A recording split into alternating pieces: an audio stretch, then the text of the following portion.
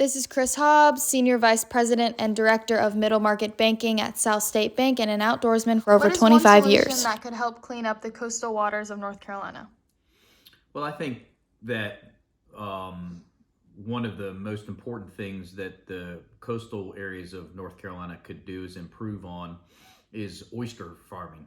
Oysters are a natural cleanser of the water that they produce in, and so the larger the oyster beds, and that could get restored to where they were pre 1950s, would help clean the water more thoroughly, and also prevent further degradation of the natural oyster beds. So the more that we can build up oyster farming, I think that would prove to be successful in helping clean up the water quality in eastern North Carolina. What are the economic impacts that the seafood industry will face if more awareness is shown to the corrupted commercial fishing industry?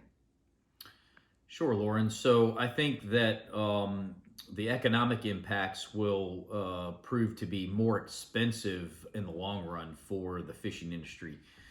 With more responsible practices, you'll see that the cost of seafood will eventually increase to the point where it will become mostly unaffordable for a lot of people in the world. And that is not what we want. We want affordable seafood, but at not at a cost to the environment.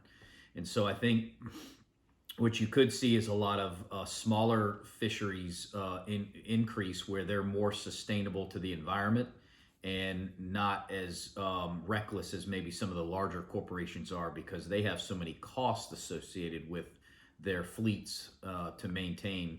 So I think that the economic impact will maybe be in the short term, increased cost of seafood across the industry.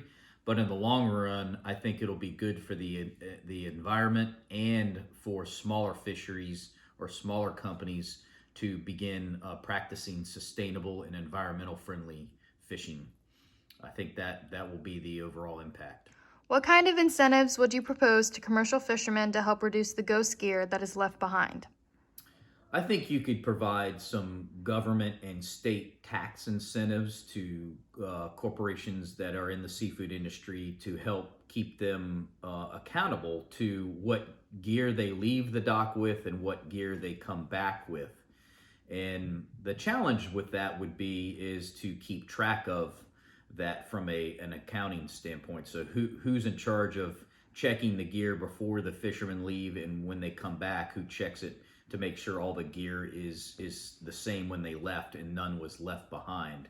I think that would be the largest challenge, is just the accountability aspect of it. Now, the tax incentives, I think, would be a very big incentive for corporations to make sure they're tracking their ghost gear, I guess you call it, and making sure that it comes back and doesn't get left behind.